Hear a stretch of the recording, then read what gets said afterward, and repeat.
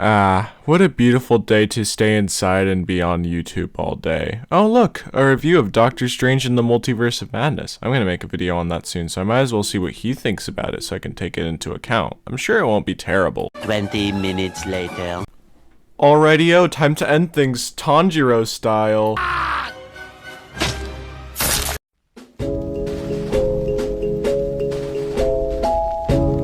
Greetings, Jacob, and welcome to another fantastic video. Are you doing good? Summer just started, so that's pretty nice, but I'm already wasting it. You see, I spent a lot of time yesterday watching a 20-minute video twice because I was in shock. I couldn't believe that what this person was saying was actually something that someone could believe, but it is. So unfortunately, while I wanted to take a break from politics, I'm gonna have to delve right back into the rabbit hole for this one. Our target here is Chipped Coin, a channel with 9,000 something subscribers that makes a bunch of videos talking about movies and shows, specifically Disney movies and shows, which is kind of strange, but whatever. So I'm going to make this abundantly clear, but I haven't seen all of this guy's videos. I've actually only seen this one video, and that's because I'm not trying to make this an actual exposed video on him or anything. I'm just responding to a video that I disagree with. I actually don't know if this is how his content usually is. However, if it is, then it shows that Chipped Coin is someone that is very misogynistic, etc. Racist, everything, but we're gonna get to that when we get to that. So before we start, do all the usual, like ring the bell, subscribe, do all that. Doctor Strange is not a very hard movie to talk about and say why it's bad. That's why I'm going to be doing that exact same thing in the near future, but I wanted to clear out some of the takes that I think aren't very good about it. That way, when we do actually get around to it, I'm not associated with those people. Anyway, time to start, shall we? There's a growing trend among the MCU where an existing male character is sidelined in his own show or movie in favor of a stronger, smarter, and just all-around better female character. We've seen this numerous times already, and Doctor Strange is now the latest addition to that ever-growing pile of garbage. As Doctor Strange is most certainly not the main character in his own movie. Instead, he's been demoted to the goofy sidekick role that is constantly getting into trouble and always needs to be rescued. I'd beg to differ. Strange's actions in other movies are directly called into question in this movie. That's why I think he is the main character. Wanda is a parallel of him. That's why he is the main character. That's why this movie is not called Scarlet Witch in the Multiverse of Madness. It's called Doctor Strange in the Multiverse of Madness. Also, Strange saves America and also has a lot of solo fights in the movie, so I don't really know what you're talking about. Suffice it to say, if you went into this movie excited to see Doctor Strange, then you'll definitely leave disappointed, but that's not the only problem, far from it. The entire movie is an utter mess. There are problems with continuity, the plot is paper thin with absurdly contrived situations, the dialogue is awful and cringy, stupid, largely pointless cameos were just stuffed into it just for the sake of having cameos, and worst of all, the entire movie, from start to finish, is a non-stop woke dumpster fire that of course emphasizes the MCU. We're gonna have an MCU counter at the bottom of the screen right now, and we're gonna keep updating that every time he says the MCU. And also because this review is more set on pushing his own personal politics than actually judging media, he talks about that last point way more than he talks about any of the other points, so have fun. I'll be making a full breakdown of this movie as soon as it becomes available as a digital release. Rest assured, I'll probably make a response to that video if it's as bad as this one is. But unfortunately, there was another new character added to the movie, and it's one of the most awful and cringe to ever exist. America Chavez was pulled right out of the Marvel bucket of colossal woke failures and slapped into this movie. And she won't be the only one, of course. There are several other massively failed comic book characters like Ms. Marvel, Ironheart, and the ever-forgettable female Thor that will soon rise from the sewers to grace the MCU. All of these characters are some of the least popular, lowest-selling comics in history. Really? Because this looks a lot like doing successful to me.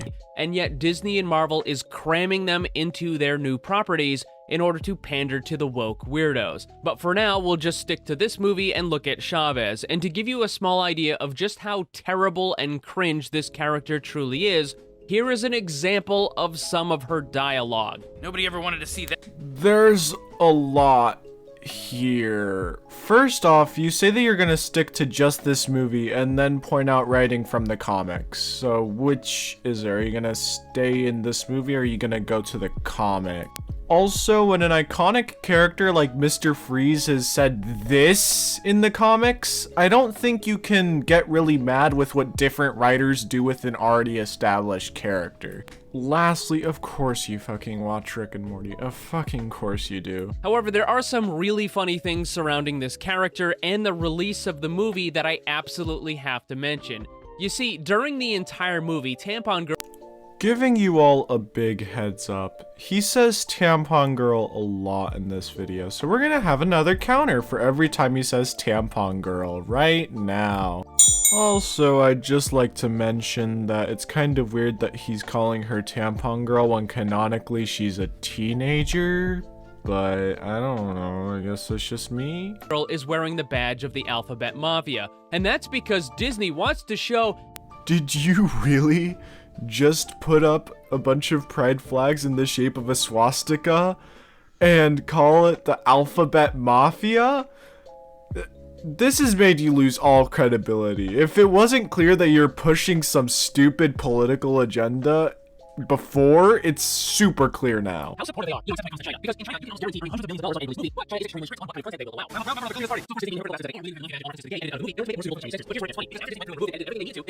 Still decided to ban the movie. Which is a big no-no. So Disney needs to rely on critical masters that they are. Went ahead and moved everything universe to the gay, trying to get past Chinese. Only to still shut down because of the free second view of a newspaper.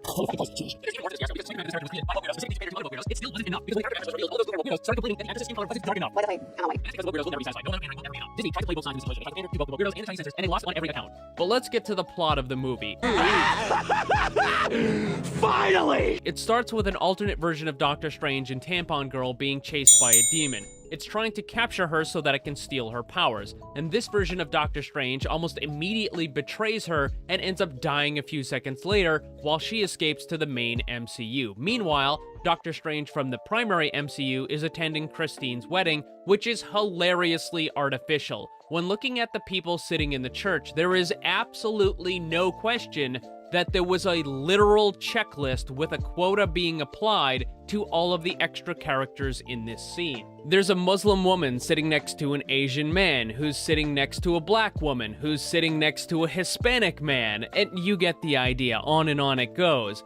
Oh lord, a film has diversity? That must be the Antichrist. Also, there were more white people in the wedding than of any other race, so that's still not valid criticism. It's like they were trying to have representation for absolutely every single race and culture that exists throughout the entire world.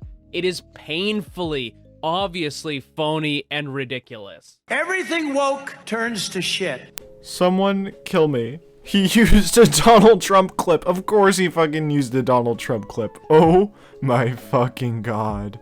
Oh my god. But on a more serious note, I want to ask you something, Chipped Coin. Is having every single diverse nation in a movie, like, is that a bad thing? Is having a lot of diversity in the movie in and of itself a bad thing? Because that's what you're making it out to be. If it's phony, then who the fuck cares? I don't.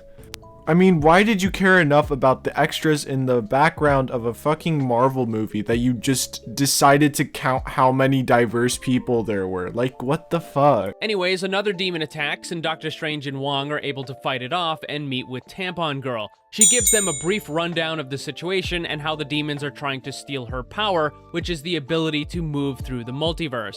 She then asks them if they have any experience with the multiverse, and both Doctor Strange and Wong reference the magic spell that was used with Spider-Man. I'm sorry. What?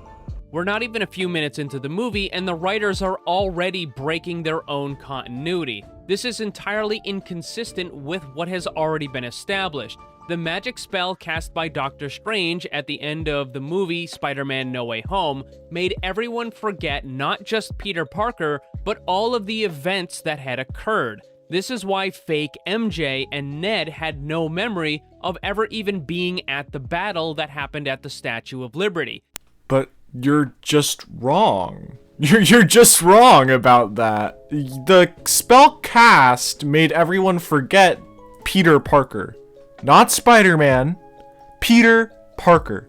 Not the events of that movie, Peter Parker. The reason why MJ can't remember it per se is because she got saved by Andrew Garfield, unmasked, who is Peter Parker. It wouldn't make sense for her to remember it because she can't remember Peter Parker. Additionally, he's the Sorcerer Supreme. He remembers shit anyway. Like, he obviously doesn't remember Peter Parker for some reason, and this is a continuity error with No Way Home itself, but it still doesn't apply to this movie, and you're still wrong. So they bring her to Kamar-Taj where they think she'll be safe, and Doctor Strange goes to see Wanda because the demons have symbols similar to witchcraft. And here we get one of the dumbest lines in the movie, where she asks if Doctor Strange is visiting her because of what happened in Westview. But he says no, what she did was bad, but in the end, she did the right thing. Dumb people are always blissfully unaware of how dumb they really are. And that's pretty much it about the Westview situation. It's entirely glossed over and ignored for the rest of the movie. Of course it's pushed aside in this movie. This movie isn't about WandaVision. Additionally to your other point about how he pushed it aside, obviously he did. That's not why he's there. If he wanted to, like, demonize Wanda, he could have done that from a distance. Like, he didn't have to talk to her about it. There are more pressing matters here than demonizing Wanda. So if he's going to get her on his side, he's obviously not going to condemn her. The very idea that she somehow did the right thing is entirely nonsensical. She captured and tortured an entire town of people for months. Her letting them go does not equate to doing the right thing. You forget that for most of the time that she was, quote, enslaving them, she didn't actually know she was doing that. She didn't know the mental toll it took on them. You conveniently forgot that in your explanation. It's like stabbing someone and then offering them a band-aid because it's the right thing to do. No, it's more like accidentally poking someone and then offering them a band-aid in compensation for what you did and apologizing. Up until this point, the movie has made a big deal about creating the mystery around who is sending the demons, but then Wanda very casually simply reveals that she's the one responsible. And you have to wonder, why would they do that? Why would they build up the mystery only to immediately reveal the solution? Well, if they immediately revealed the solution, then it's not really building up a mystery, is it? Like, I feel like it was pretty obvious also when we saw the rune marks on the monster, like when they mentioned witchcraft. If you were smart, you would notice that and be like, it's the Scarlet Witch, duh.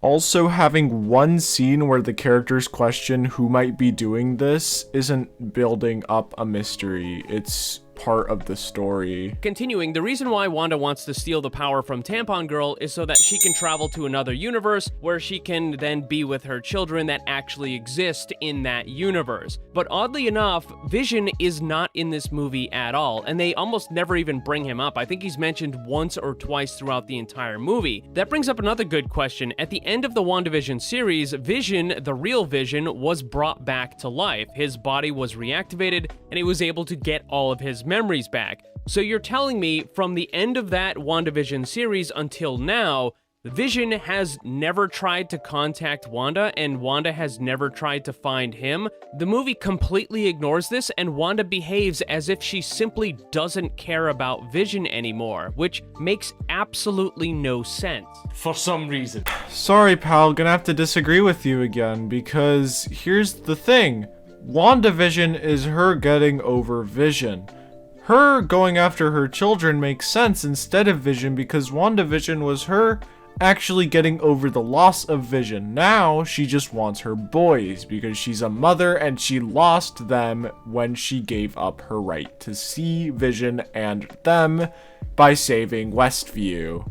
Regardless, Wanda attacks Kamar-Taj, killing most everybody there, and kicks Doctor Strange ass until the point where Tampon Girl needs to save him by opening a portal to another reality. And this is the first of many times that Doctor Strange needs to be saved by strong female character in his own movie. Well, yes, America Chavez is the only character that can travel through the multiverse, so it makes sense that she would be the only one that could get them out of that situation. Also, she didn't teleport them there on purpose, she did it on accident because she was nervous.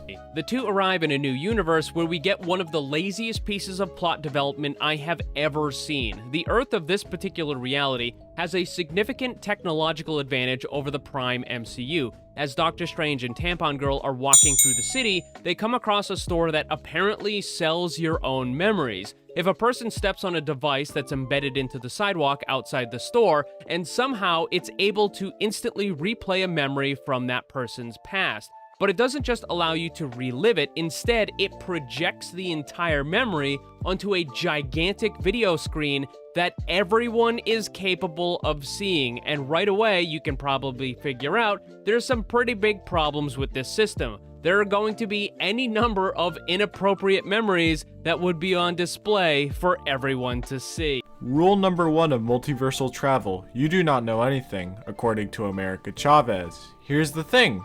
In this universe, it could be extremely normal for those kind of things to play in memory lane. It would have to be for the thing to be in operation. But instead of getting some random embarrassing memory, which almost certainly would have happened, each character gets the single most important memory that is absolutely crucial for the plot to move forward. Doctor Strange sees a memory of him receiving a watch as a gift from Christine, which he then needs to use in order to solve some sort of puzzle later on and escape a dangerous situation. Here's the thing. I'm assuming this machine would pick up which memory is the most important to the user at any given moment. Right now, Doctor Strange is still high from the Christine wedding that he was not the groom in. And that might cause him to see a memory where they were a thing. I don't know. That sounds pretty reasonable, especially if that memory is such an important one to Strange as a character in every single multiverse that it's the key to opening the secret safe to the Book of Ashanti. However, when Tampon Girl steps on the memory device, she sees the first time she accidentally used her power, which pulled her through the multiverse, while possibly killing her own mother and her mother's special overnight friend. And her memory is extremely important for the plot development at the end of the movie. One, they're her mothers, not her mother and her special overnight friend. Honestly, you're starting to sound like China. While there are problems with this scene, and I agree to some extent on the plot contrivance part of it, you have not named the actual problem with this scene, which I will go over when I do my actual review on Doctor Strange in the Multiverse of Madness. But the fact that you managed to pick this scene and managed to fail to actually point out what was wrong with it is astounding. Of fucking course she would remember the time her parents got taken away from her. That's fucking traumatic, dude. Regardless, the members of the Illuminati are Black Bolt from that incredibly awful TV show, Peggy Carter, who has the super serum, Mordo as the Sorcerer Supreme, Maria Rambeau as Captain Marvel, who somehow manages to be even more insufferable than Brie Larson, which I didn't really think was possible, but congrats, I guess. The last two members are the biggest surprise cameos, which is Charles Xavier, once again played by Patrick Stewart, and Mr. Fantastic, who is played by John Krasinski. But don't get too excited, because these characters only have about 2 minutes worth of screen time until they get unceremoniously killed off.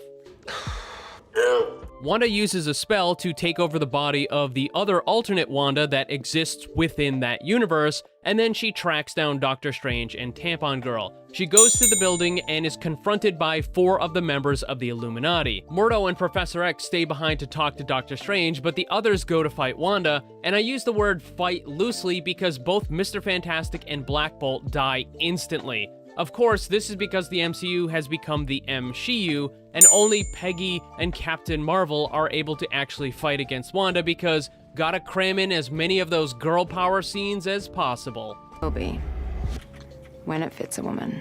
Eventually, Wanda takes out those two as well, but they're the only ones that were able to put up a fight. All of the other male members of the Illuminati are just completely and utterly destroyed with absolutely no effort in any way whatsoever.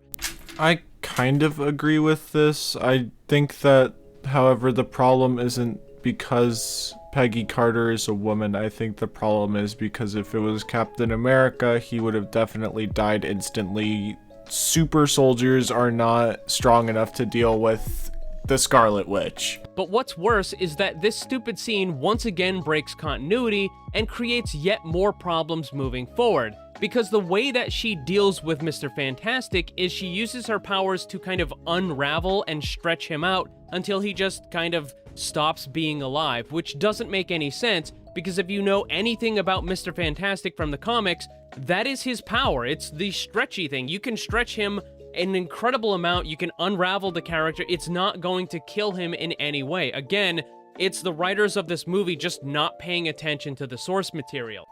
Sorry, but no, you're just wrong again. Here's the thing about Mr. Fantastic's death that you forgot to realize. First off, and biggest thing, is that she pops his head. If you actually paid attention to the movie, you'd see that a red spark happens right at his head, and then it pops. Therefore, he did not die from just being unraveled. Unraveling him was just to make sure he couldn't do anything before she popped his head. Additionally, because of No Way Home, we know that not every version of a character has the same abilities as every other version of that character. Seeing how Tobey Maguire's Spider-Man is able to shoot his webs from inside of his body when Tom and Andrew's Spider-Man couldn't. Therefore, it's perfectly reasonable to assume that Mr. Fantastic wouldn't be able to use his powers in the same way he could in the comics, and maybe that unraveling him in this universe hypothetically could kill him. Lastly, Wanda's powers allow her to manipulate reality, which means that if she wanted to, she could have made it to where even if he could have withstood it in the comics or even before in this movie, he couldn't after he was in her grasp, you know? So any way you slice it, you're just wrong on every level. The rest of the movie can be boiled down to Doctor Strange travels around getting his ass handed to him, and he needs to be rescued by one strong woman character or another. And at one point, he's being attacked by some sort of angry spirits, and he can't figure out how to deal with them until Christine has to explicitly tell him, hey, dummy, use magic on the spirits, because apparently Doctor Strange forgot that he could use magic. Well, seeing as he was having a seizure and burning up, I wouldn't have expected for him to come up with that answer on his own. That's just me, though, I guess. You know, I guess if I'm having a seizure, I just, should magically find out how to stop it, you know, obviously. But what's truly awful is the final battle and the culmination of the movie, where it sees Doctor Strange getting slapped around by Wanda until eventually he's just laying on the ground helpless like a little bitch and needs to be rescued by Tampon Girl, who's able to defeat Wanda. He has been sidelined to the point where he's not even the hero in his own movie. But don't worry, it gets worse. During the post-credit scene, we have a look at what's in store for Doctor Strange in the future, and it turns out he's going to continue being a bitch. While Doctor Strange is walking down the street, he's suddenly met with a woman named Clea. She immediately insults him and calls him a coward. She also accuses him of being responsible for an incursion, which is when two universes collide and destroy each other. She demands that he follow her so he can fix it, so we already know what's going to happen in Doctor Strange 3. He's going to continue being nothing more than a side character in his own movie in favor of a strong woman character. At this point, I get the distinct feeling that the alternate Doctor Strange that died earlier in the movie ended up with the better situation, because at least now he doesn't have to see how much of a joke Doctor Strange has become in the MCU.